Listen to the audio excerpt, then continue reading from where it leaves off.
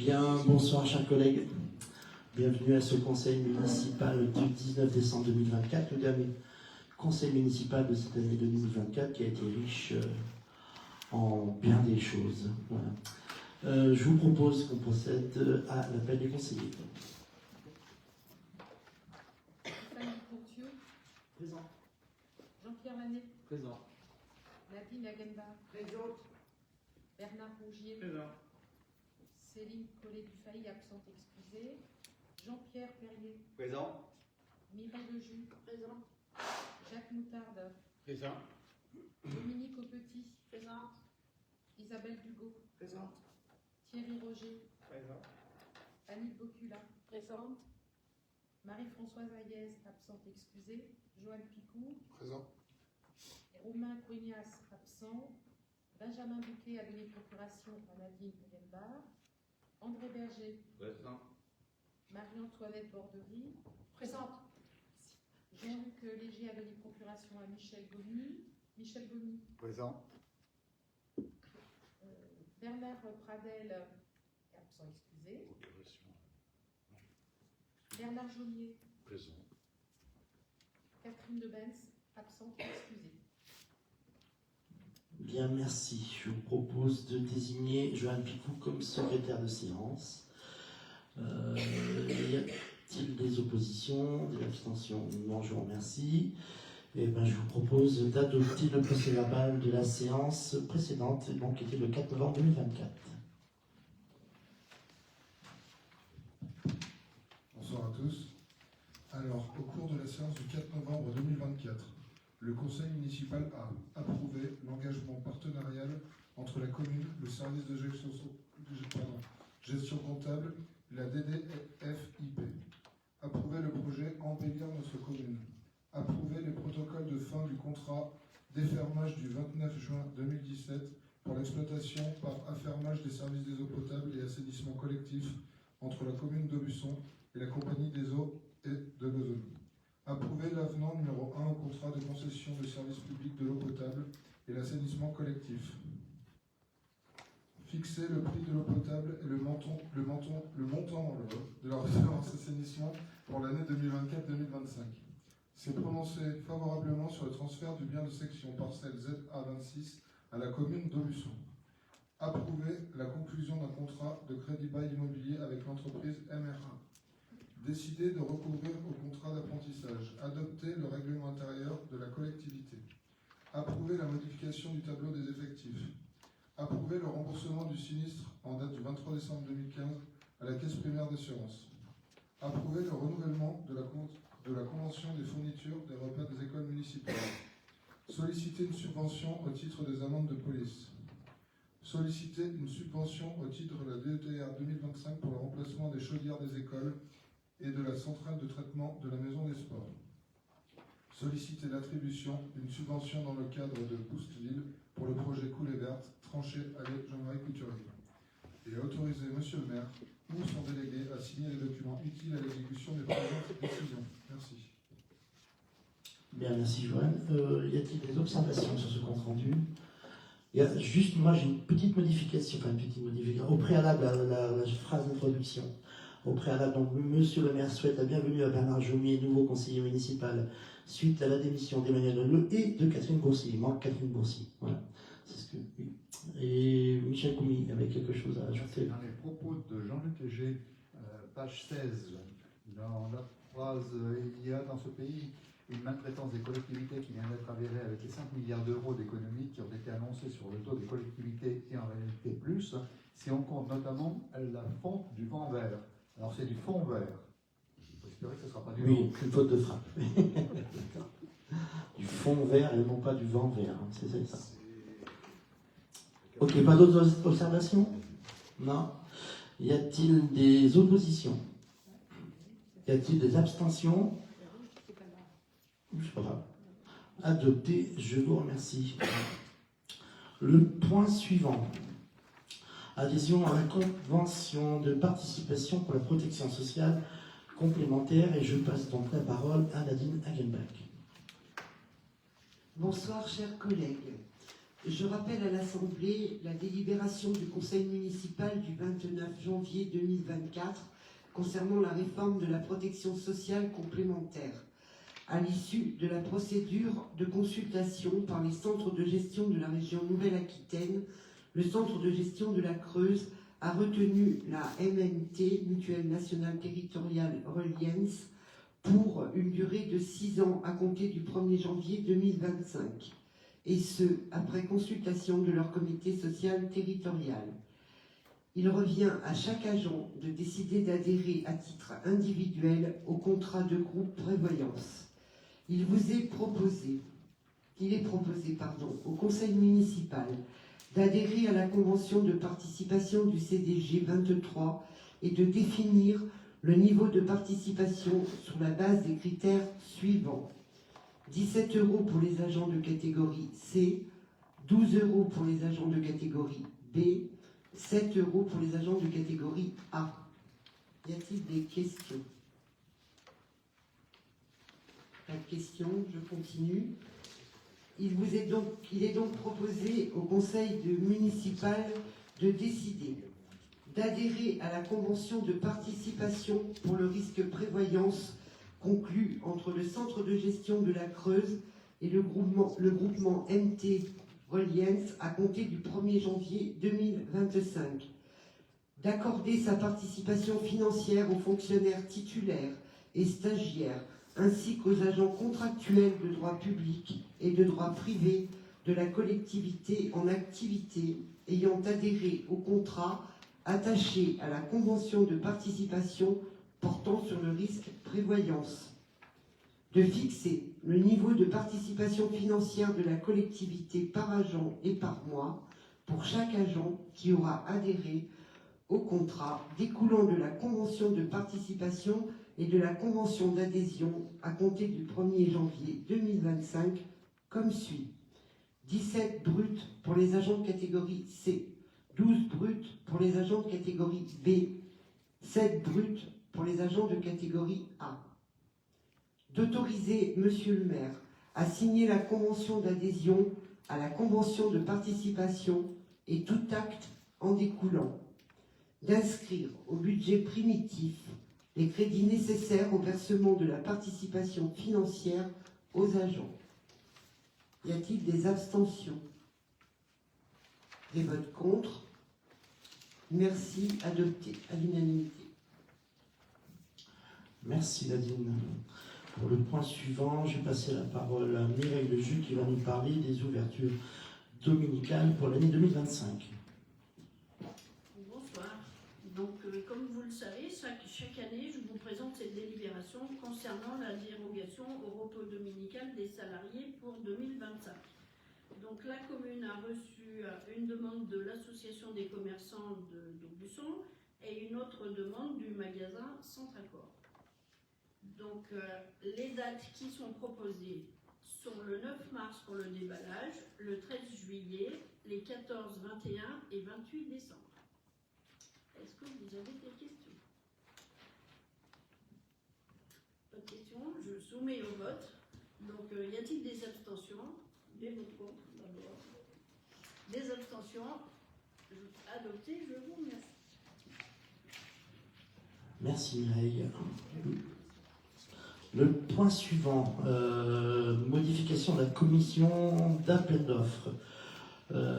Donc l'article 22 du Code des marchés publics prévoyait dans ses alinéas 12 et 13, d'une part que lorsqu'un membre titulaire de la commission d'appel d'offres cessait définitivement d'exercer ses fonctions, il était nécessairement remplacé par le suppléant inscrit sur la même liste et venant immédiatement après le dernier titulaire élu de la dite liste. D'autre part, que lorsque le suppléant était devenu titulaire, c'est bien l'élu présent sur la même liste que lui et figurant immédiatement après lui sur celle-ci qui le remplaçait en tant que suppléant. Est-ce que c'est clair pour tout le monde? Non. Justement, ces règles de remplacement sont aujourd'hui abrogées et le nouveau texte du Code des marchés publics ne comporte plus de dispositions traitant précisément de cette question, nécessitant une élection à la représentation proportionnelle au plus fort au reste pour garantir le respect du principe de pluralisme imposée par l'article L 2121-22 du CGCT. Voilà. Donc les services de l'État, suite au remplacement des membres de la CAO intervenus lors du conseil municipal du 24 juin 2024, ont fait savoir à la collectivité que l'élection des nouveaux membres n'a pas été clairement établie et qu'il en ressort un risque juridique pour les dossiers que la commission d'appel d'offres serait amenée à étudier. Donc, considérant que la procédure d'appel d'offres, considérant que les procédures d'appel d'offres sont en cours, considérant que la commission d'appel d'offres devra se réunir en début d'année 2025, il convient donc de renouveler cette commission d'appel d'offres. Clairement, en fait, à la dernière commission, lorsqu'on a élu des membres de la commission d'appel d'offres, on avait élu 5 titulaires et 5 remplaçants. En fait, donc ça a changé, la règle a changé. On l'avait fait également à main levée, ou de façon un peu comme ça. Je vous avais proposé d'élire les membres, mais en fait, c'est pas comme ça qu'il faut faire. Déjà, c'est 3 membres et 3 suppléants, et on doit vous proposer une liste à mettre au vote. J'ai interrogé les 2 groupes d'opposition.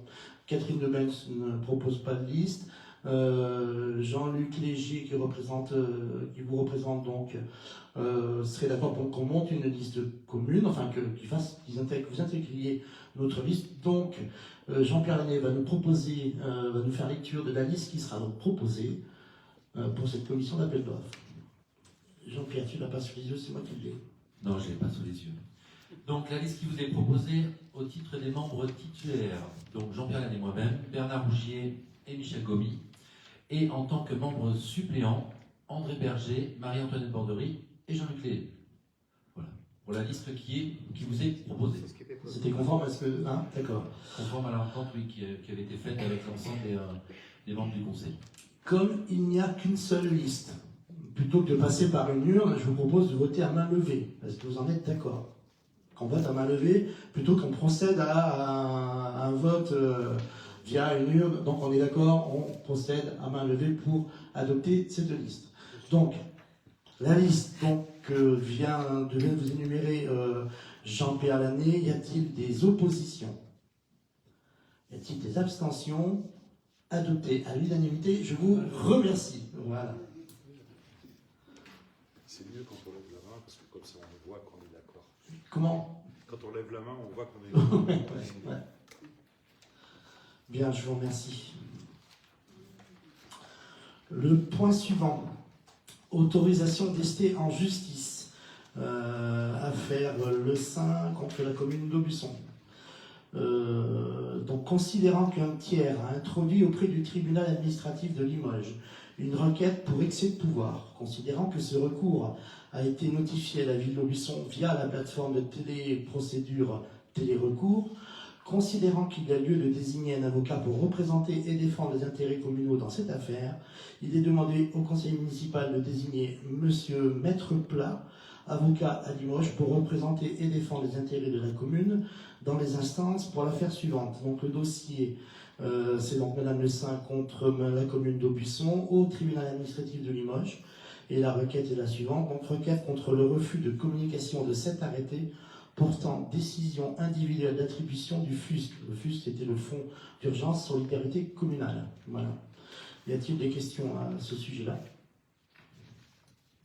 Pas de questions, je ne fais pas de commentaires non plus. Donc y a-t-il des oppositions? Y a-t-il des abstentions? 2 abstentions. Michel Goumi, 3 abstentions. Donc Michel Goumi, qui a procuration de Jean-Luc Léger, c'est ça? Et Bernard Jomier, qui s'abstiennent. Donc voilà, adopté. Je vous remercie. Le point suivant. Convention pluriannuelle d'objectifs 2024-2026 avec l'association Archipel. L'Archipel. Je vais peut-être pas tout vous lire la délibération, juste vous expliquer qu'est-ce que l'Archipel. L'Archipel est une association qui est née en 2014. Enfin, elle est née sous un autre nom qui s'appelait Solima. Le Solima donc est devenu l'Archipel en 2023. Le but de cette association était de fédérer autour d'elle les lieux culturels faisant de la diffusion notamment de musiques actuelles. mais aussi de la création artistique, de la création de musique actuelle, mais aussi de l'enseignement et des choses comme ça. Donc l'idée de l'archipel, c'est de fédérer ces gens-là autour d'une association dont le but principal, je crois que tu connais bien l'histoire, Bernard, le but principal de cette association-là, c'est de créer une scène de musique actuelle à l'échelle du département. Ça serait la finalité de l'association. Qu'est-ce qu'une SMAC, une scène de musique actuelle? Une SMAC, donc c'est un label, enfin c'est une scène labellisée. Donc à partir du moment où vous avez un label, ben, vous touchez des subventions de l'État pour mener à bien toutes ces missions qui sont donc dédiées à la diffusion de musique actuelle, aux répétitions des groupes, à la création, à l'enseignement, à tout un tas de choses. Vous avez un explicatif sous les yeux. Vous dire que, par exemple, les structures qui étaient à l'origine du Solima, qui est donc devenu aujourd'hui l'archipel, il y avait donc la Note à Champagnat, il y avait l'Alzire, il y a toujours l'Alzire à Jernage, il y a la fabrique à Guéret, devenue la Guérétoise, le Café de l'Espace à Floya, et je dois en oublier certains.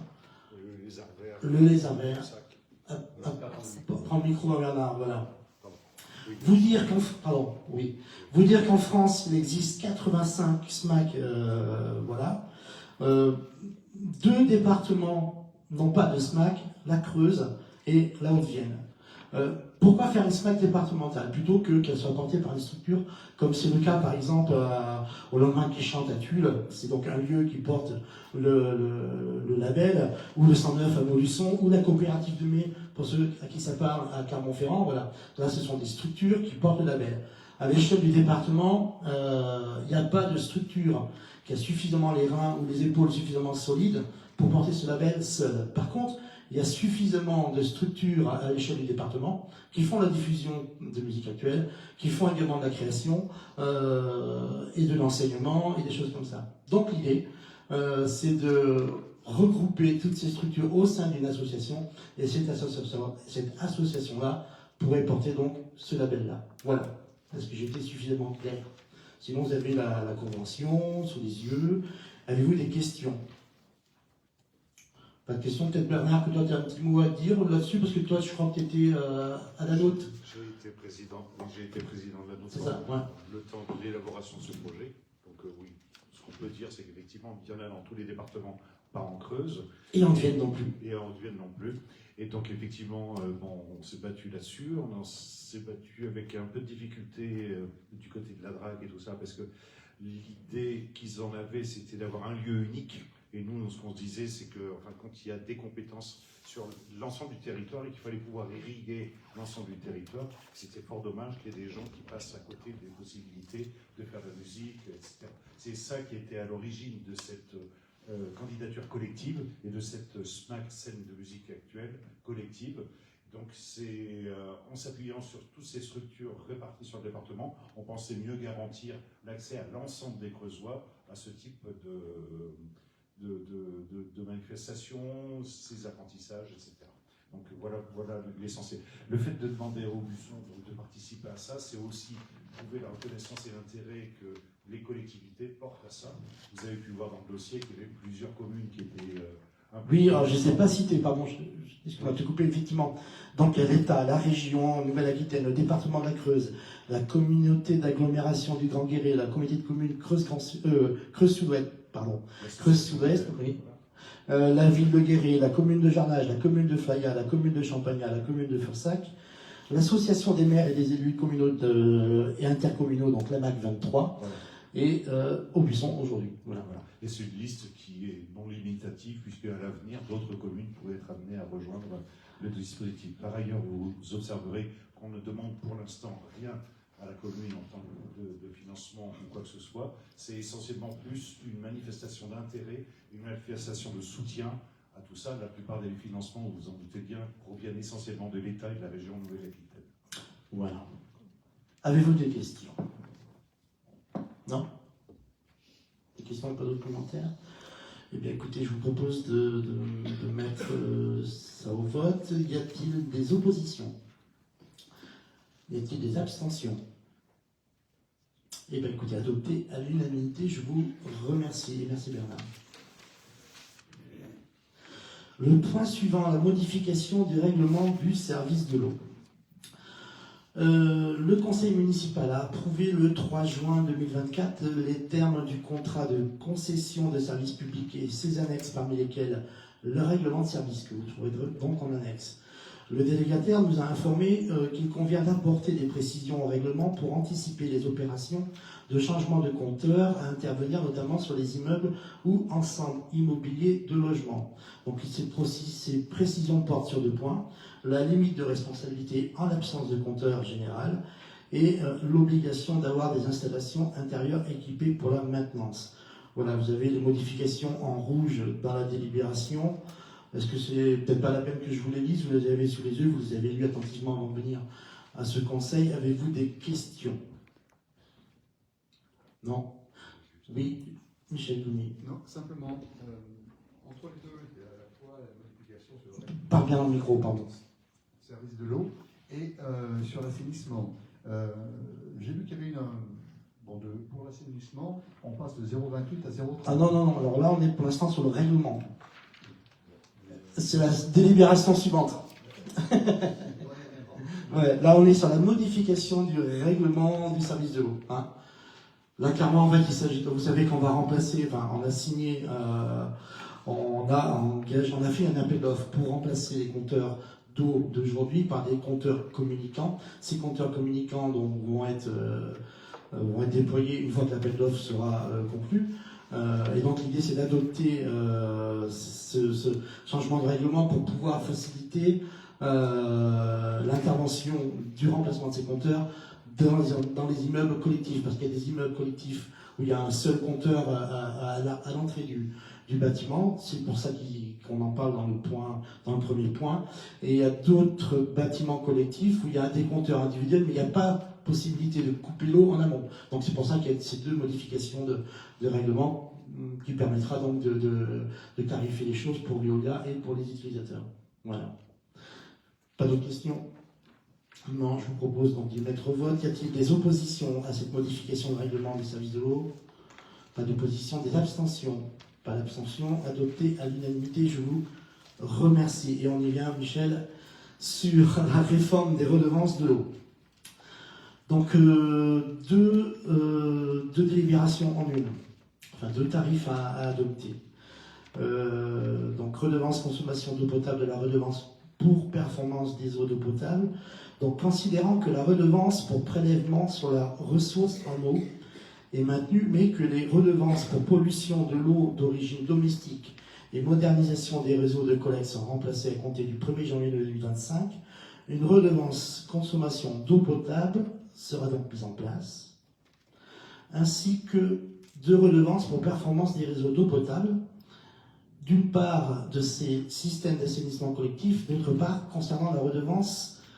Non, je me suis trompé, pardon. Oui, une redevance sur la consommation d'eau potable, une redevance sur les services d'eau potable et sur le système d'assainissement collectif. Donc, concernant la redevance pour performance des réseaux d'eau potable, elle est facturée par l'Agence de l'eau aux communes. Le tarif de base est fixé par l'Agence de l'eau Loire-Bretagne, dont nous dépendons.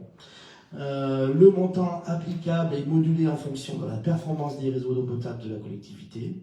L'assiette de cette redevance est constituée par les volumes facturés durant l'année civile. L'agence de l'eau facture cette redevance à la commune. La redevance est répercutée par anticipation sur chaque usager du service public de distribution d'eau potable sous forme d'un supplément au prix du mètre cube d'eau vendu et doit faire l'objet d'une individualisation sur la facture d'eau.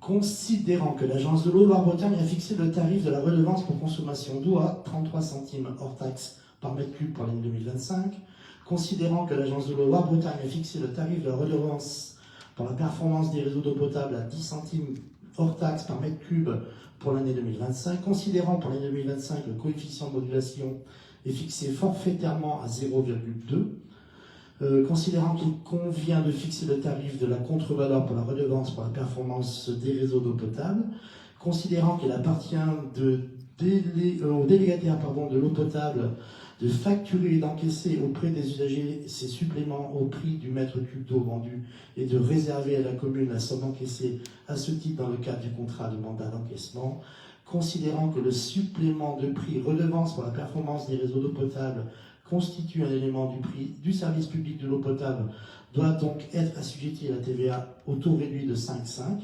considérant que conformément aux instructions de la direction de la législation fiscale, le reversement de la collectivité à la collectivité des sommes encaissées par le concessionnaire intègre nécessairement l'assiette de la TVA en tant qu'élément du prix du service de mise à disposition des infrastructures délivré par la commune au délégataire privé. Il doit être assujetti comme le reversement de la part collectivité au taux nominal de TVA de 20%. Donc il est demandé au conseil municipal de décider de fixer à 20 centimes hors taxe par mètre cube la contre-valeur correspondant à la redevance pour performance des réseaux d'eau potable, devant être répercutée sur chaque usager du service public d'eau potable sous la forme d'un supplément au prix du mètre cube d'eau vendu applicable à compter du 1er janvier 2025. Voilà. Et de dire que cette contre-valeur de la redevance performance des réseaux d'eau potable est facturée et encaissée auprès des abonnés au service public de l'eau potable et réservée à la collectivité conformément à la convention de mandat passée avec le délégataire. Y a-t-il des questions? Michel? Non, alors je vais vous apporter quelques éléments de précision quand même, parce que moi-même j'étais assez perturbé par cette nouvelle redevance. En fait, elle vient en lieu et place de d'autres redevances qu'il y avait sur votre facture d'eau. Moi j'ai regardé sur ma propre facture d'eau, donc j'ai été voir ce qu'il en était, l'eau et l'assainissement. Aujourd'hui, on paye 41 centimes par mètre cube hors taxes de taxes diverses, notamment, c'est ça qu'ils ont supprimé en plus. Hein. Donc la lutte contre la pollution est supprimée, elle était de 23 centimes.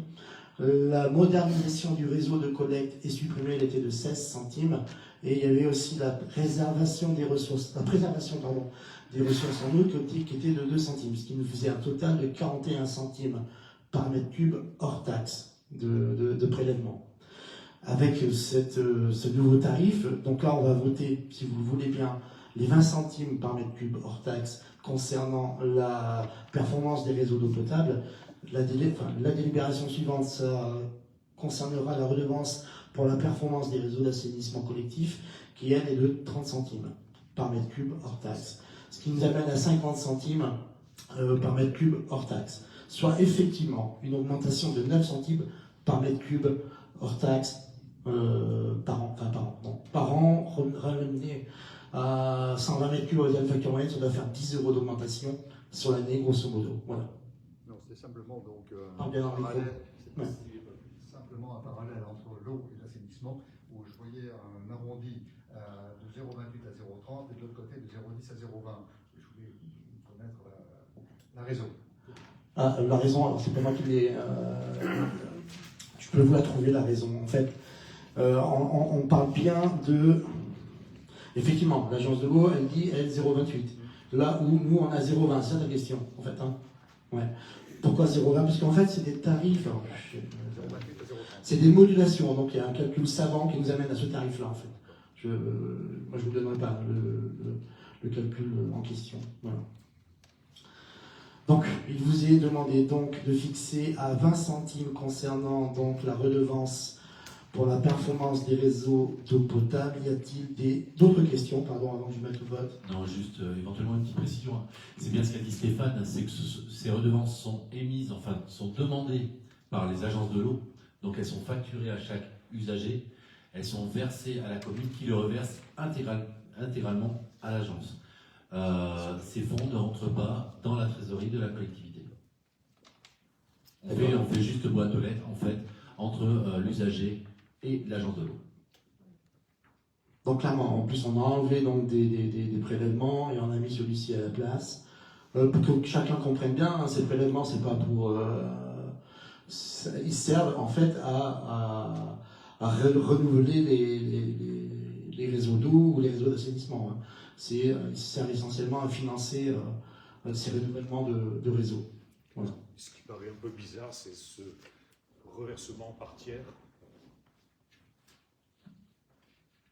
J'allais dire pourquoi faire simple quand on peut faire compliqué. Non, mais Le reversement par tiers, je veux dire, autant que l'agence de l'eau collecte directement auprès de l'organisme qui collecte. Enfin bon. oui, mais non. Ça, quoi faire simple quand on peut faire compliqué. Voilà. Ok, donc y a-t-il des oppositions ou d'autres commentaires? Pardon, je vais au vote, pas d'autres commentaires. Donc 20 centimes donc, sur la redevance pour la performance des réseaux d'eau potable. Y a-t-il des oppositions? Y a-t-il des abstentions? Adopté à l'unanimité, je vous remercie. On fait la même chose pour... j'ai perdu ma délibération. On fait la même chose pour l'assainissement. Ouais, donc pour les mêmes raisons. Mais j'ai pas le tarif sous les yeux, j'ai perdu... Si, je l'ai, pardon. 3 centimes. On est sur 30 centimes. Non, pas 3 centimes. Donc de fixer à 30 centimes hors taxe par mètre cube la contre-valeur correspondant à la redevance pour performance des systèmes d'assainissement collectif devant être répercutée sur chaque usager du service public d'assainissement collectif sous la forme d'un supplément au prix du mètre cube d'eau d'assainissement applicable à compter du 1er janvier 2025, que cette contre-valeur de la redevance pour performance des réseaux d'assainissement collectif est facturée et encaissée auprès des usagers du service public de l'assainissement collectif et reversée à la commune au titre de sa compétence pour le traitement des eaux usées, selon les modalités déterminées dans les contrats de délégation de service public. Y a-t-il des questions? Pas d'autres questions, c'est les mêmes réponses. Y a-t-il des oppositions? Y a-t-il des abstentions? Adopté à l'unanimité, je vous remercie. Donc de bien comprendre, avant qu'on ait les gros titres demain de la presse, comme quoi la facture va être salée, non, il s'agit d'une augmentation de 9 centimes par mètre cube, soit 10 € par an de la facture d'eau et d'assainissement. Voilà. Le point suivant, convention de partenariat avec la Fondation du patrimoine. Alors, le conseil municipal a approuvé par délibération du 17 mars 2021 la convention d'adhésion au programme Petite Ville de demain et s'est engagé dans une démarche d'opération de revitalisation de territoire dont la convention a été signée le 13 novembre 2024 en présence de Madame la préfète, de Madame la sous-préfète, et ça s'est passé à l'UMB de Felletin dans le cadre de Rémabat, c'était pas Rémabat, bon bref. Une très belle manifestation.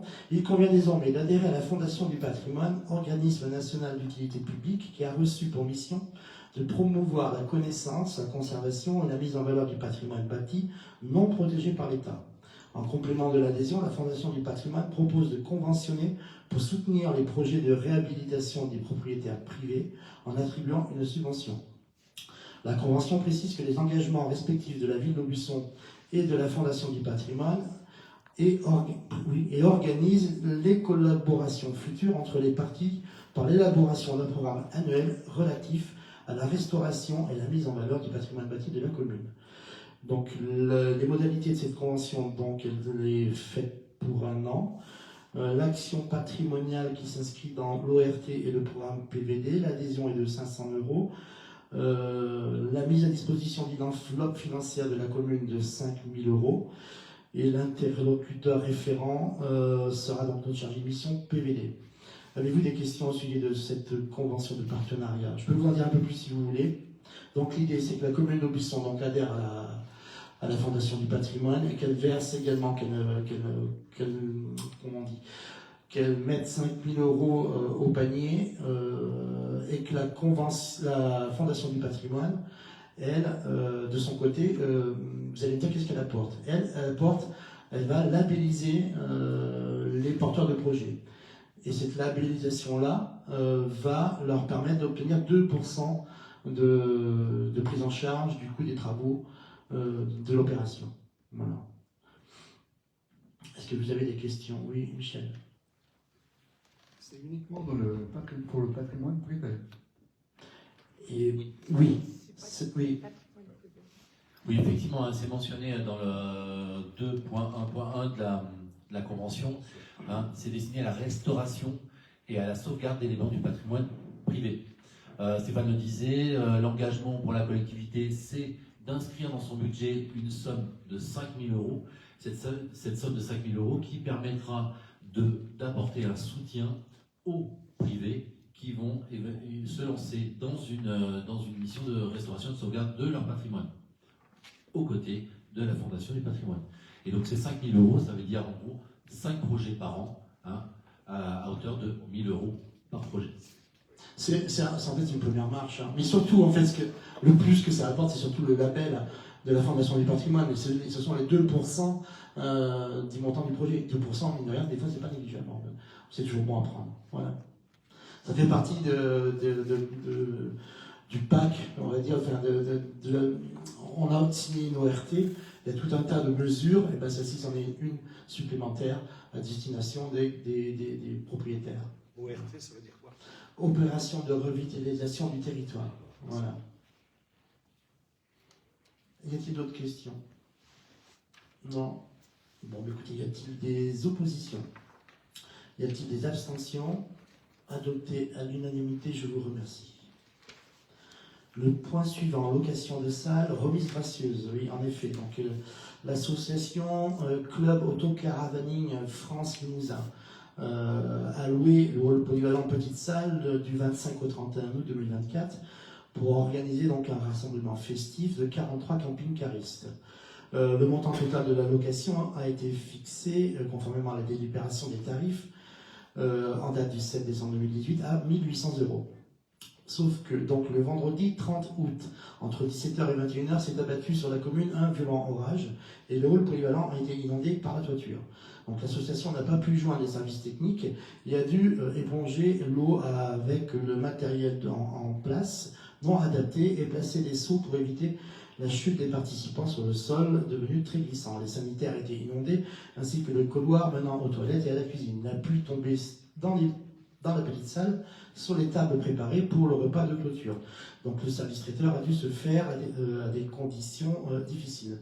Donc considérant les mauvaises conditions météorologiques donc, du 30 août 2024, considérant qu'il appartient au conseil municipal d'accorder une remise gracieuse compte tenu des désagréments subis par l'association, il vous est proposé d'accorder une remise gracieuse sur le prix de location à l'association Club Autocaravaning France Limousin, de fixer le montant à payer par l'association à 1 200 euros. Voilà.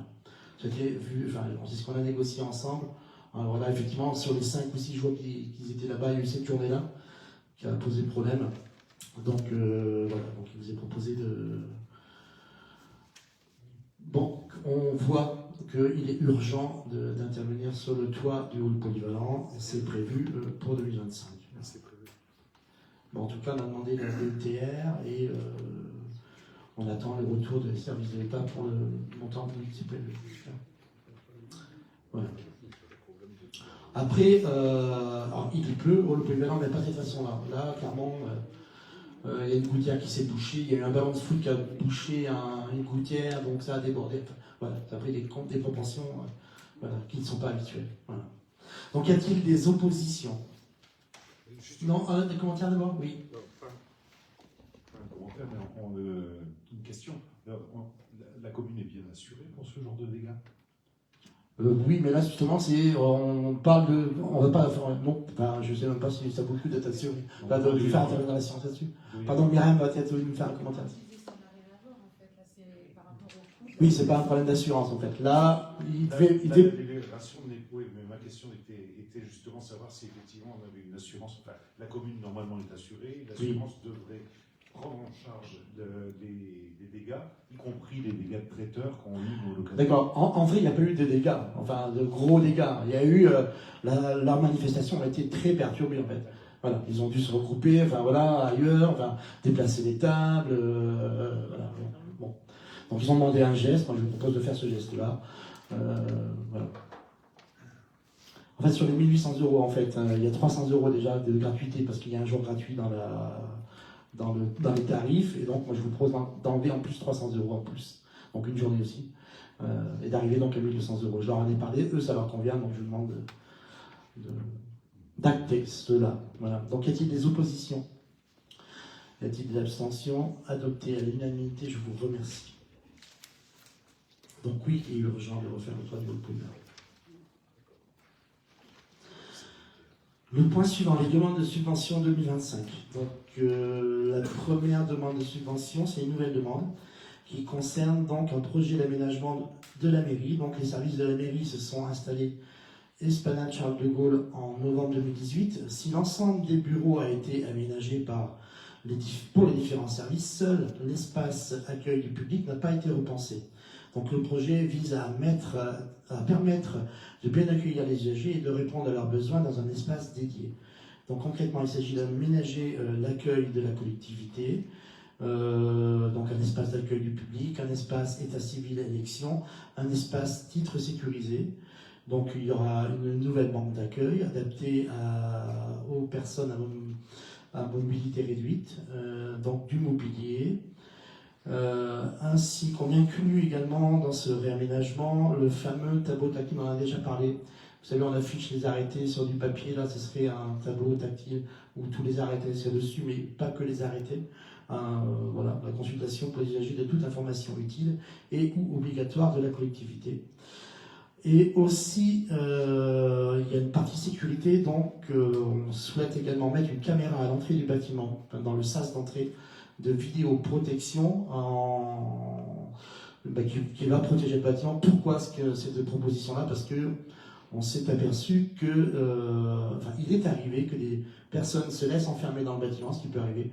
Il est énormément fréquenté ce bâtiment-là, et donc on a eu des dégradations à subir. Donc voilà, mais s'il n'y a plus personne dans le bâtiment, on ne sait pas ce qui s'est passé, on ne sait pas à qui on a affaire. Donc l'idée c'est de mettre une caméra de vidéoprotection, donc on parle de vidéoprotection, mais uniquement pour le bâtiment. On ne sait pas de la vidéosurveillance, il faut bien faire le distinguo. La vidéoprotection, on la consulte en cas de problème. C'est une caméra qui enregistre. S'il n'y a pas de problème, on laisse, elle s'efface automatiquement. C'est à l'extérieur? Non, elle sera à l'intérieur, dans le sas d'entrée. Elle ne filmera pas à l'extérieur, voilà, au niveau de l'ascenseur. Voilà. Y a-t-il des questions au sujet de cette demande de subvention? Ah, je ne vous ai pas déroulé le plan financier. Oui, donc le plan de financement, il est le suivant. Donc le mobilier, 9 907,34 €. Le mobilier tactile, donc l'écran, à 13 522 €. La vidéoprotection, 2 805,19 €. Nous demandons 50% de DETR là-dessus, soit 13 117,27 €. Un autofinancement à 13 117,27 €, pour un total donc de 26 234 234,54 €. Voilà, y a-t-il des questions? Oui, Michel. Donc, simplement par rapport à ce que tu disais tout à l'heure, ça serait une vidéo, une caméra qui serait dans le sas. Oui. Est-ce que lorsque la mairie sera ouverte, elle fonctionnera également au niveau des guichets? Non, simplement parce que... Non, c'est dans le sas d'entrée, là c'est en bas en fait. D'accord. Ouais. Parce que, bon... Non, c'est comme le contrôle d'accès, en fait, il y a un contrôle d'accès pour entrer dans le bâtiment, elle va filmer l'entrée du bâtiment en fait, là au pied de l'ascenseur, ici au rez-de-chaussée. Elle enregistre, et s'il ne se passe rien, personne n'est derrière, hein. Il n'y a pas d'écran en fait, hein. C'est un disque dur qui enregistre. Si il y a un problème dans la nuit, il s'est passé quelque chose, ou je ne sais pas, une agression, j'en sais rien, peu importe, là, sur réquisition, on peut regarder ce qui a été enregistré. Voilà. Oui. Bernard. Ma question portera sur le lieu d'accueil. Il va rester là-haut. Oui. Il ne va toujours pas y avoir d'accueil en bas. Non, l'accueil mairie, c'est en haut, oui. Et la deuxième chose, le mobilier tactile. Donc ça sera, si j'ai bien compris, pour présenter tous les comptes rendus, Non, ce sont les arrêtés qui sont dehors. Là. C'est tout ce qui est à la place sur des panneaux. Là. Exactement. Et le mobilier, il sera où alors? Lui, il sera par contre à l'extérieur. Il sera à l'extérieur. Voilà. Ok. Accessible donc par tout le monde. C'était ma question. Ouais. Y a-t-il d'autres questions? Non? Je vous propose donc d'approuver le projet d'aménagement de la mairie, d'adopter le plan de financement que je vous ai exposé, de solliciter une subvention au titre de la dotation d'équipement des territoires ruraux, donc la DETR, et de m'autoriser à signer tout document relatif à cette affaire. Y a-t-il des oppositions? Y a-t-il des abstentions? Adopté à l'unanimité, je vous remercie. La délibération suivante, toujours dans les subventions, mise à jour du plan de financement pour le stade de rugby. Donc, pour rappel, donc, le conseil municipal a approuvé la rénovation du terrain de rugby de la Croix-Blanche par délibération du 23 septembre 2024 pour un montant total de 150 000 € hors taxe. par courrier en date du 22 novembre 2024, l'Agence nationale du sport que nous avions sollicité nous a informé de son accord de subvention pour un montant total de 40 000 euros. Donc, considérant que la commune peut prétendre à un financement de la DETR au titre des équipements sportifs, il convient de mettre à jour le plan de financement de la manière suivante. Donc, total des investissements, 150 000 euros. Donc, on a la réfection des mains courantes, de l'éclairage du stade et d'une petite tribune pour un montant total de 150 000 euros. Donc, l'agence du sport côté recettes nous a attribué 40 000 euros. Nous allons demander donc 40% de DETR plus au titre de PVD 10%, soit 50% de DETR, soit 75 000 euros de DETR. Donc, un autofinancement à 35 000 euros pour un montant total donc de 150 000 euros. Voilà. Y a-t-il des questions? Non, on peut apporter juste une petite précision sur la réfection des mains courantes et notamment l'éclairage. C'est une demande aussi de la Fédération française de rugby, en termes de, notamment sur la main courante, en termes de sécurité du stade. Donc on se conforme aux prérogatives de la Fédération française de rugby. Oui, on applique la réglementation. Ouais. Et sur l'éclairage, il est obsolète, il est vieux, il date, il saute tout le temps, donc voilà, bon, donc on profite pour faire également la réflexion de l'éclairage du stade. Voilà. Et qui sera, Comment qui sera également aux normes de la Fédération française, c'est-à-dire que Oui. dès lors que cet éclairage sera installé, le club de rugby pourra envisager de faire des matchs en nocturne. Oui, normalement. Mais comme la réglementation change souvent. Et effectivement, une petite tribune, on avait mis au cas où, et ben on va voir ce qui se passe. Voilà. Y a-t-il d'autres commentaires, d'autres questions? Non. Écoutez, je vous propose donc d'adopter le nouveau plan de financement exposé ci-dessus pour un montant total de 150 000 euros hors taxe, de solliciter une subvention au titre de la dotation d'équipement des territoires ruraux et de m'autoriser à signer tout document relatif à cette affaire. Y a-t-il des oppositions? Y a-t-il des abstentions? Adopté à l'unanimité, je vous remercie. La mise à jour du plan, le point suivant, la mise à jour du plan de financement projet La Passerelle. Pour rappel, donc, là aussi, le conseil municipal a approuvé donc, le projet de création d'une passerelle sur la Beauce par délibération du 21 novembre 2023 pour un montant total de 130 000 euros hors taxe. Suite à des échanges avec le conseil départemental et l'agence d'attractivité, la commune peut solliciter une subvention au titre du Boost Ville et un accompagnement par l'agence d'attractivité et d'aménagement de la Creuse dans le cadre d'une convention d'assistance à maîtrise d'ouvrage. Donc, pour ces raisons, il convient de mettre à jour le plan de financement comme suit. Donc, le total des dépenses, oui, il change parce qu'effectivement, la mission d'assistance à maîtrise d'ouvrage par l'agence d'attractivité coûte, donc 3 000 euros en plus, donc 133 000 euros de dépenses. Et côté recettes, donc de la DTR demandée à 50%, soit 66 500 euros, et le Boost Ville donc du département à hauteur de 35 000 euros pour un autofinancement à 31 500 euros, soit un total hors taxe de recettes à 133 000 euros. Y a-t-il des questions à ce sujet? Pas de questions? Si, Bernard Joumet. Juste une petite question. Il n'y a pas de travaux de démolition? Parce qu'il n'y a pas de démolition. Ah, c'est va être où alors? Là, ah, tu n'étais pas là. J'étais pas là. Non, alors l'idée, oui, en fait, l'idée, c'est de jeter une passerelle entre le parking qui est derrière moi, là, et le pôle enfance. C'est pour l'enfance. Voilà. À côté il y a l'ancienne teinturerie, là, Oui, c'est ça. juste à côté, en fait. Voilà, l'idée, ouais. L'idée, il y aura sûrement la démolition, mais c'est un package. Il y aura une vieille chaufferie qu'on pourra démolir pour pouvoir poser dans cet axe-là. C'est un projet qui reste à mûrir. Là, on est dans le financement. Voilà. Donc l'idée, en fait, c'est de créer une liaison piétonne entre ce parking et le pôle enfance, notamment pour améliorer l'accès du pôle enfance, qui se fait actuellement uniquement par la route de Limoges, l'avenue de la République, qui est un peu, enfin même beaucoup, elle est dangereuse, cette route-là. Donc l'idée, c'est que les gens puissent se garer ici et amener leurs enfants au pôle enfance à pied. Mais ça va aussi communiquer, on va créer aussi une liaison via la Cité internationale de la tapisserie. C'est-à-dire qu'on pourra également se garer ici et aller par cette voie-là à la Cité internationale de la tapisserie, qui va également aménager le garage, l'ancien garage 4 Gras. Là. Ils vont y faire ici un centre de documentation, un centre de formation, je ne sais plus, Enfin, voilà. Donc l'idée, c'est de créer une loi piétonne qui n'existait pas. Voilà. Y a-t-il d'autres questions à ce sujet?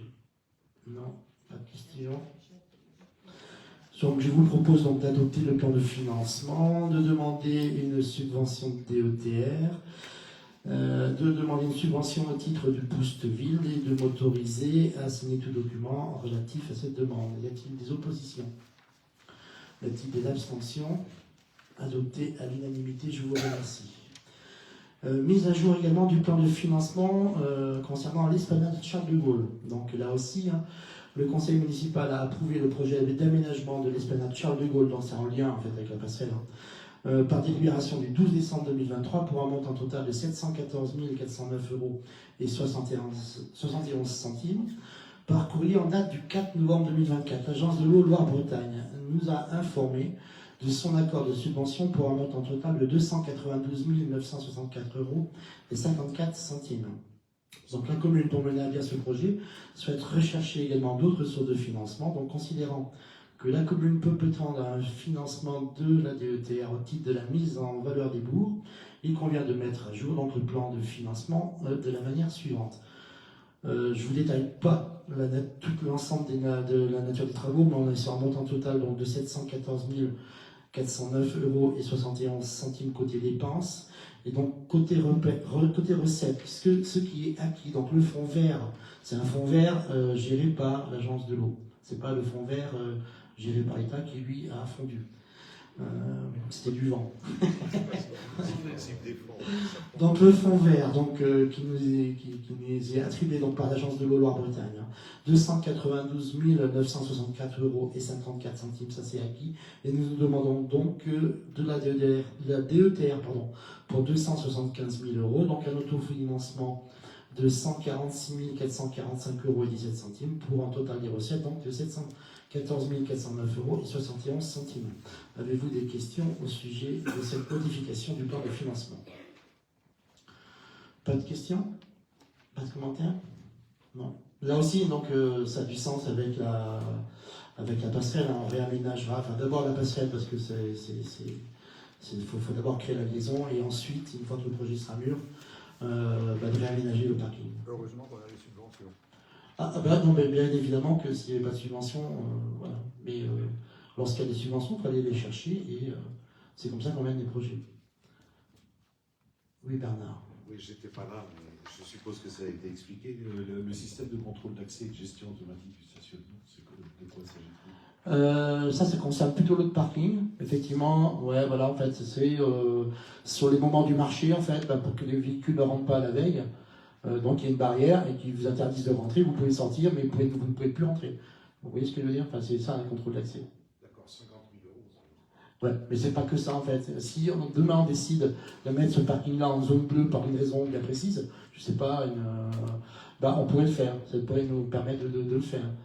Ou d'avoir un badge. C'est-à-dire on pourrait privatiser le parking pour une raison X ou Y, et vous avez un badge, vous pouvez rentrer ou ne pas rentrer dans le parking. Voilà. Le projet essentiel sur l'esplanade, là, c'est d'abord de désimperméabiliser le site, en fait, et de traiter les eaux pluviales, notamment, qui ne sont pas traitées au jour d'aujourd'hui. Voilà. Renaturer l'espace. Voilà, c'est un peu ça.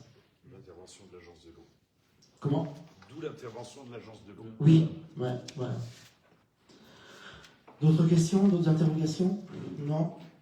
Eh bien, écoutez, je vous propose donc d'adopter le nouveau plan de financement, de solliciter une subvention au titre de la DETR, de rechercher tout autre financement, de m'autoriser à rechercher d'autres financements et de m'autoriser donc à signer tout document relatif à cette modification, à ce projet. Y a-t-il des oppositions? Y a-t-il des abstentions? Adopté à l'unanimité, je vous remercie. Et pour le point suivant, je vais passer la parole à Jean-Pierre Lanier qui va nous parler des autorisations d'engagement pour le budget 2025. Pour les budgets 2025, pardon. Effectivement, des délibérations traditionnelles en chaque fin d'exercice, puisqu'on vous rappelle que certaines opérations d'investissement ont reçu un début d'exécution ou vont démarrer dès le début 2025. Et afin de ne pas pénaliser ces entreprises qui pourraient présenter présenter leur première situation de paiement avant le vote du budget, il convient d'autoriser le maire, conformément à l'article L 1612.1 du CGCT, à engager, liquider et mandater les dépenses d'investissement dans la limite du quart des crédits inscrits ouverts au budget primitif de l'exercice précédent, donc non compris les crédits afférents au remboursement de la dette. On vous rappelle qu'au chapitre 21 immobilisation corporelle, donc sur le budget de la commune, était inscrit un montant total d'1 220 579 € et 15 centimes, et au chapitre 23 immobilisation en cours, 421 600 €. Et donc cette délibération porte à hauteur du quart, à savoir sur le chapitre 21 des crédits avant budget 2025 à hauteur de 305 144,79 et sur le chapitre 23, 105 400 €. Avez-vous des questions sur cette délibération? Donc, je la soumets au vote. Y a-t-il des abstentions? Des votes contre? Donc adopté à l'unanimité, je vous remercie.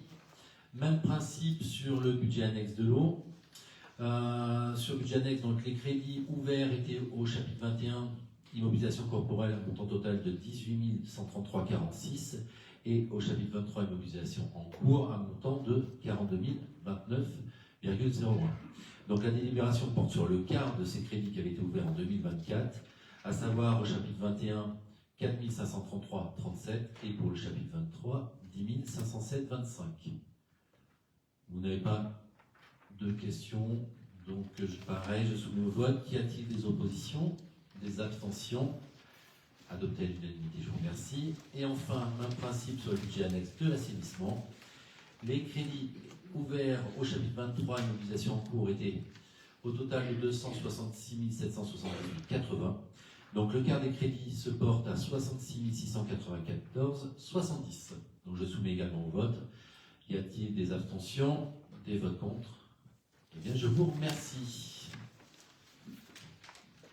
Merci Jean-Pierre. Eh bien, nous arrivons à la fin de ce conseil municipal et donc les questions diverses et informations diverses. Avez-vous des questions diverses? Moi j'en ai quelques-unes. L'information diverse, oui. Vas-y Bernard. Oui, donc juste pour savoir ce que sont devenus les fauteuils du cinéma. Ce que sont devenus... Lorsque il y a eu une rénovation qui a été faite. Oui, d'accord. Les vieux fauteuils, que sont-ils devenus? Est-ce qu'ils sont toujours dans les coins? Non. Alors, une partie des fauteuils avait été proposée à la vente au moment de la réhabilitation des deux salles. Je crois qu'une bonne partie des fauteuils ont été vendus au bénéfice de l'association des cinémas. Oui.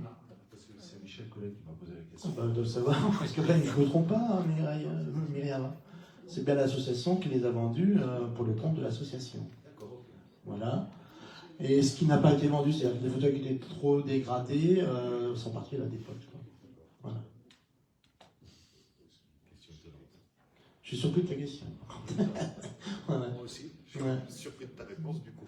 Ah bah écoute, en tout cas, c'est comme ça que ça avait été C'était géré par géré, ouais. D'accord.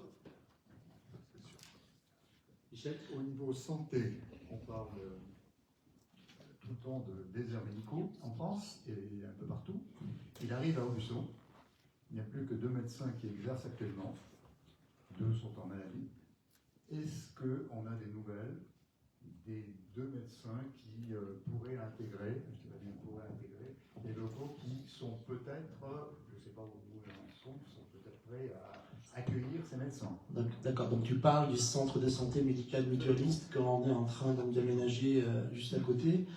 Des nouvelles, non, on n'en a pas. On a une réunion là, courant janvier, donc avec la mutualité française Limousine, parce que c'est elle qui va salarier les futurs médecins. Je ne sais pas. Là, je ne peux pas te répondre pour le moment. Et effectivement, c'est problématique. Effectivement, il manque 2 médecins qui ont cessé leur activité là d'un seul coup, donc c'est pas sans poser de problème. J'ai eu une réunion avec l'ARS à ce sujet-là. Eux, ils n'ont pas de solution miracle à nous proposer. Par contre, j'ai rencontré les 3 pharmacies aubusonnaises qui sont en train de mettre en place, vous savez, les bornes de consultation, les téléconsultations. Je crois, enfin je suis même sûr, qu'il y a une des pharmacies qui est déjà équipée.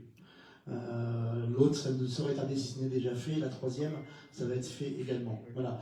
Alors, je me permets, je m'excuse auprès des pharmaciens, parce qu'on avait convenu d'attendre un petit peu avant de communiquer là-dessus, mais bon, tu me poses la question, donc je vous en parle. Donc effectivement, nous ne sommes pas restés sans rien faire. Enfin, en tout cas, on fait avec les moyens dont on dispose. Donc effectivement, en CE avec les pharmaciens, eux, ils avaient ce système-là à proposer, ce qui va quand même malgré tout, alors ça reste de la téléconsultation, mais il n'empêche que ça va soulager un certain nombre de médecins qui sont eux surchargés, notamment pour des renouvellements d'ordonnances et pour ce qu'on appelle de la bobologie. Voilà. Parce que ces bombes interactives ne peuvent pas, enfin interactives, il y a quand même un médecin en face de vous, hein, mais elles ne peuvent pas remplacer un médecin en tant que tel. Mais en tout cas, pour tout ce qui est renouvellement d'ordonnances et alors, j'ai pas la plaquette sur moi, mais on va faire une communication incessamment sous peu là-dessus. Donc, on est bien d'accord qu'une borne ne remplacera jamais un médecin, mais il n'empêche que derrière la borne, il y a un médecin, malgré tout. Voilà. Donc, ça va soulager, en tout cas, ça va le monde des médecins qui est effectivement en tension actuellement. Le problème est réel, hein, parce que les médecins qui exercent actuellement, que ce soit à Aubusson ou dans les environs, ne prennent plus de nouveaux patients, que ce soit à Moutier-Rosay, que ce soit même maintenant Bellegarde. Jusqu'à présent, Bellegarde, on prenait de nouveaux, mais je crois que c'est terminé. Et bon, les deux médecins, surtout, on avait une patientèle très importante. Ça va être un très très gros problème avec énormément de personnes âgées. Tout à fait. Alors, et ce qui est curieux, hein, l'autre jour, on avait une réunion ici même avec l'ARS justement et comment s'appelle, le Conseil de l'ordre des médecins, enfin voilà, qui nous faisait un exposé de la situation. Ce qui est dingue, c'est que malgré qu'on ait 2 médecins en moins, il y a toujours 14 médecins sur notre territoire, enfin, ouais, et on est malgré tout au-dessus de la moyenne à l'échelle nationale. C'est-à-dire qu'il y a nous on est en difficulté. Oui, il y a la distance, il faut prendre en compte la distance. Oui, on ne prend pas en compte la distance. Là, on parle du nombre de patients au nombre de médecins. On est largement, a priori, au-dessus de la moyenne nationale. Donc, on ne m'a pas dit qu'il ne fallait pas qu'on se plaigne, mais on n'est pas les moins bien lotis. Voilà, c'est ce qui m'a été répondu. Après, il y a malgré tout, à l'horizon 2026, il y a ce qui va arriver sur le marché, ce qu'ils appellent les médecins juniors, c'est-à-dire ceux pour qui il ne restera plus qu'une seule année de formation. Ils pourront venir ici sur nos territoires en renfort avec les médecins qui sont déjà sur le territoire. Mais pour ça, il faut qu'il y ait des médecins seniors pour les accueillir. Il faut prévoir de les attirer. Il faut pouvoir les attirer aussi. Voilà, avoir un attrait pour les attirer, parce qu'ils iront plus facilement à Limoges s'ils sont à Aubusson. Alors pas nécessairement, parce qu'à cette fameuse réunion, ce qui nous a été dit, c'est que pour qu'un médecin senior puisse accueillir un médecin junior, il faut qu'il soit agréé. Et il n'y a pas tant que ça de médecins qui sont agréés. Et le fait d'avoir fait le choix de faire un centre médical mutualiste ici à côté, on a la chance que ces 2 médecins-là seront agréés. C'est-à-dire que ces 2 médecins-là pourront accueillir des médecins juniors, ce qui n'est pas le cas, par exemple, de la maison médicale qui est à Bellegarde en Marche. Ils ne sont pas agréés, donc eux ne pourront pas accueillir de médecins juniors. Voilà. Donc malgré nous, on a fait un bon choix, parce que c'est les 2 médecins qu'on espère qu'ils seront là assez rapidement, enfin, en tout cas une fois que le centre sera opérationnel. Ils pourront également accueillir 2 autres médecins juniors, mais à l'horizon 2026. Donc voilà. Donc pas victoire tout de suite, mais effectivement, tu as raison, Michel, c'est un vrai sujet. C'est capital. Y a-t-il d'autres questions diverses, d'autres informations diverses? Non. Vous avez sous les yeux le dernier Aubusson Magazine. Merci Chantal, merci Edwige pour la réalisation de ce document qui retrace les 6 derniers mois de l'année, à peu près, hein, des événements qui ont eu lieu sur Aubusson et qui vous parle également des projets à venir, notamment concernant l'hôpital, le centre de santé, la fin de la coulée verte, le devenir également de notre hôtel de ville, enfin voilà, un document à découvrir, et qui va être distribué là, dans les boîtes aux lettres dans les jours qui viennent à Chantal. Lundi. Lundi, il sera dans les boîtes aux lettres. Donc merci Edwige et merci Chantal pour la réalisation de ce beau document. Je vous invite également, pardon. Ah ça, oui, j'ai oublié de vous dire ça. Il s'agit donc des décisions que j'ai prises au titre de mes délégations sur la période du 18 novembre 2023 et du 15 décembre 2024. Effectivement, j'ai oublié de vous en parler au début de ce conseil municipal. Vous voulez que j'en fasse la lecture complète ou non? C'est pour information en fait. Hein. Donc il y a des ventes sur Web Enchères pour un montant total de 7 525 €. Il y a des concessions au cimetière pour un montant total, et Columbarium, pardon, pour un montant total de 2 799,15 €. Et enfin, il y a des prises à bail de location de bureau à la MEFA pour 1 704 € et des ateliers Saint-Cloud pour 2 400 €. Voilà, y a-t-il des questions là-dessus? Non. D'accord. Je voulais vous inviter également à la cérémonie des vœux qui aura lieu le mercredi 8 janvier, ici même à 19 h. Ouais. Je voulais également vous parler, vous savez, je vous avais parlé de la création ici sur Aubusson d'une formation d'aide-soignants qui aurait dû normalement être mise en place en 2025, le 1er janvier 2025. Ben, c'est reporté au 1er janvier 2026 pour les raisons suivantes, donc des difficultés de formalisation entre les partenaires. Donc les partenaires, c'était l'Institut de formation des aides-soignants de Guéret, le centre hospitalier de Guéret, avec le soutien du conseil régional et de l'ARS.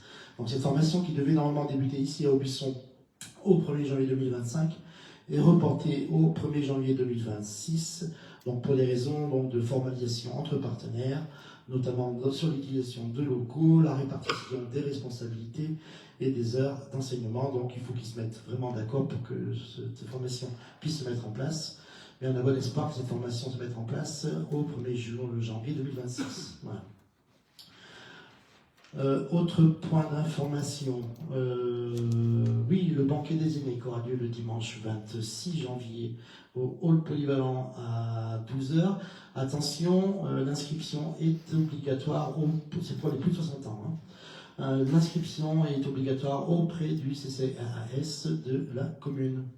Et il y aura également le 12e trophée des sports le 15 mars 2025 à 20h30 au hall polyvalent, donc organisé par l'OMS, l'Office municipal des sports. Vous parlez également du marché Noël qui aura lieu ce lundi 23 décembre en cœur de ville, à Aubusson. Contrairement à ce qui a été annoncé dans la montagne, c'est bien lundi 23 et c'est le 23 décembre chaque année. Voilà. Bon, écoutez, moi j'en ai fini avec les informations diverses. Avez-vous d'autres questions? Bernard Joumier, question. Juste une question pour ma gouverne personnelle également. Excusez-moi, j'arrive, donc j'ai des tas de questions. Je me posais la question de la formation des élus. Ça, il y a normalement, toutes les communes ont la possibilité de réserver un budget pour la formation des élus. Je voulais savoir si ça avait été le cas ici à Aubusson, quelle était la somme allouée à ça et si des élus avaient pu profiter de ça ou pourront en profiter dans les... Alors oui, je vois Myriam qui hoche de la tête et qui me dit oui, il y a un budget dédié. Enfin, peut-être que tu peux nous en dire un mot, Myriam? J'ai plus le montant en tête. On n'a plus le montant en tête, mais oui. Il y a un budget qui est dédié, qui avait été voté au début du mandat. Et puis, on a aussi l'association des maires de la Creuse qui organise régulièrement des séances de formation à destination des élus. D'ailleurs, on en a reçu une aujourd'hui, une proposition sur la thématique des cimetières. Voilà. Ouais. Des cimetières. Je te propose de t'abonner à la MAC, en fait. La MAC, ils envoient régulièrement des informations sur toutes les formations qui sont proposées gratuitement. Souvent, ça se passe à Guéret. Alors, ça peut être des conventions, ça peut être des colloques, des choses comme ça. Et c'est très intéressant. J'ai pu participer à certains nombres Oui, il faut aller à Guéret, mais c'est très intéressant. Voilà, sur des thématiques complètement diverses. Voilà. Ok. Bien. Avez-vous d'autres questions? Non, pas d'autres questions? Écoutez, je vous remercie beaucoup. Je vous souhaite à toutes et à tous de belles fêtes de fin d'année. On se retrouve donc au mois de janvier, ici même. Voilà. Allez, belles fêtes à tous. Merci.